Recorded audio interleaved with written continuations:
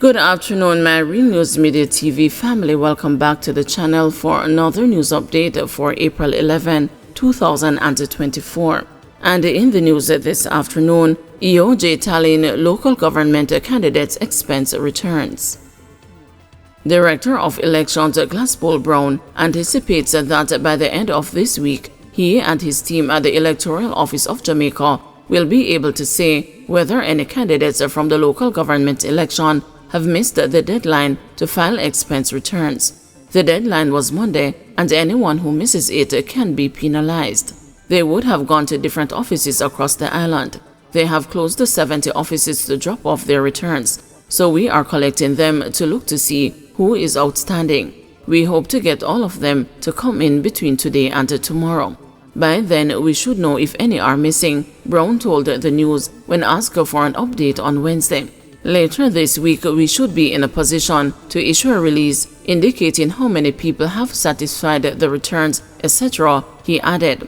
The director revealed that based on the data he has so far received, there had been a steady flow of returns up to the deadline. However, he could not accurately provide a figure of the count so far. I know up to Monday quite a few of them were coming in, but I don't have the exact number to tell if everybody came in already. I am just waiting for everything to come in before I can make a comment, he said. A total of 499 candidates, including a handful of independents, contested the election on February 26. Under paragraph 53 of the 8th schedule of the Representation of the People Act, candidates must submit an election return with the returning officer for the electoral division within 6 weeks after the date of the election. The forms are available for collection at the office of the returning officer in each constituency. Under Section 101 of the Representation of the People Act, any candidate who fails to make a return or makes a false declaration when filing commits an offense. If hauled before the circuit court and convicted, an offender may be slapped with a minimum fine of $20,000 and up to $80,000, or the offender can face imprisonment for a term not less than 3 years. In addition to being fined or imprisoned, the court may order that the candidate or agent be disqualified from holding any post of election officer for a period of not less than 7 years from the date of conviction. St. Ann farmers reeling from drought, consumers told to brace for higher prices. With a crop wilting in the fields and the livestock dying from excessive heat, Parish Agricultural Manager for the Rural Agricultural Development Authority St. Ann, Delroy Luke, is warning that consumers will soon likely have to pay more. This current drought condition has resulted in the loss of not just the production, but productivity levels for crops that were established. In some instances, plants have wilted before they have started to produce. For example, hot peppers, sweet peppers, tomatoes, string beans, pumpkins, cabbages, just to name a few, Luke explained. As it relates to livestock, high temperatures resulted in stress-related conditions, which results in high mortality rate for broiler birds, mainly day-old chicks, and a slow growth rate for older broiler birds. As it relates to cattle, pastures are grazed out as a result of slow growth rate for grasses. So in short, there is not enough grass to support most goats and cattle farmers at this time, the RADA official added. These are the reasons he believes prices will likely increase.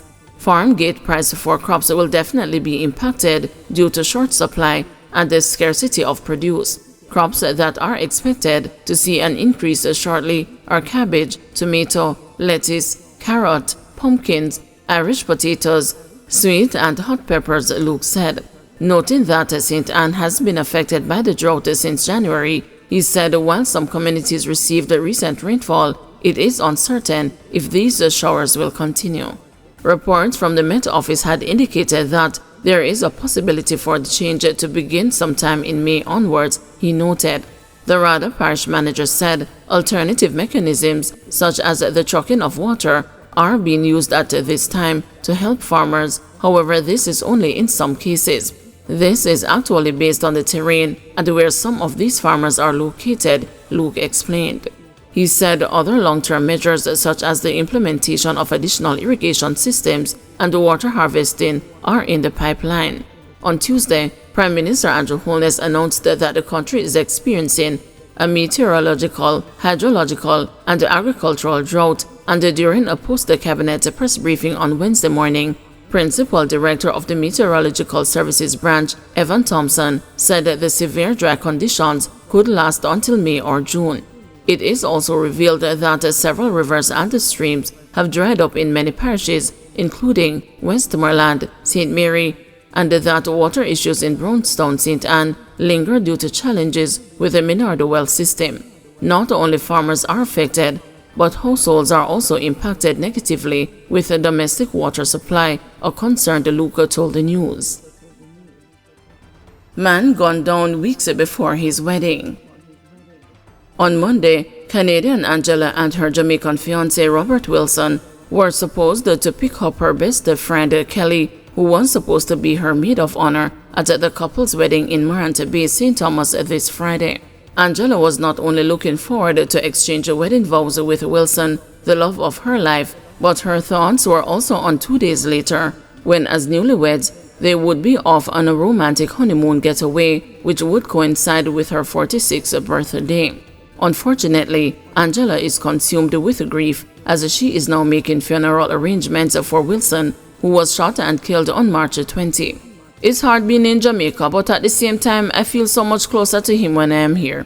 Imagine he's going to be buried in his wedding outfit. It just doesn't make any sense to me, said the weeping Angela. According to police reports, Wilson was shot along Retirement Road in Kingston by unknown assailants. He was rushed to the hospital, where he was pronounced dead. Angela said she met Wilson, a security officer, via TikTok in 2022, and over time, their friendship turned into a love affair. He sent me a DM on Instagram, but it took me a month before I saw it. I responded and we were just talking, and that's how our love started, said Angela. What I loved about him was that he didn't change, and he was the same person that I fell in love with online.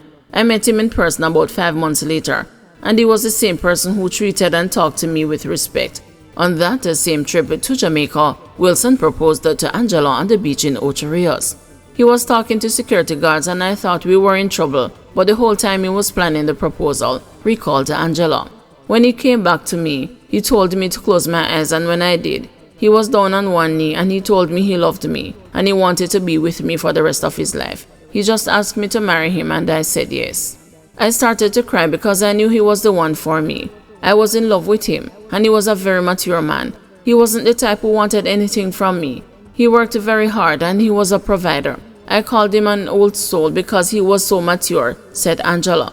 We were planning to buy a house and start a business. I wanted to bring him to Canada and he was going to work, and we would save to just build our life. We didn't have any plans of having any more children, as both of us had grown kids and I have a couple of grandchildren. We were just going to enjoy life and be a blended family. Angela said that on the morning her fiancé was killed, she knew something was off when he did not respond to any of her messages. Her heart skipped a beat when she saw an incoming call from one of his sisters, but nothing could have prepared her for the news. When she told me he was shot, I just started screaming, and I just keep shouting that this could not be happening. At the time, I didn't know he had died. He was stationed in Kingston at a location and had just left his job when he was killed, she said. As she mourns Wilson, Angela finds a bit of comfort on TikTok, the platform on which they met. She continues to share episodes of their love story, sometimes breaking down in tears. I am sad, devastated, angry and heartbroken. My heart is ripped in a million pieces and laying on the ground, and I don't know how to start picking it up. My brain feels mush sometimes, and there are times when I'm still in denial as he should be here with me, added Angela.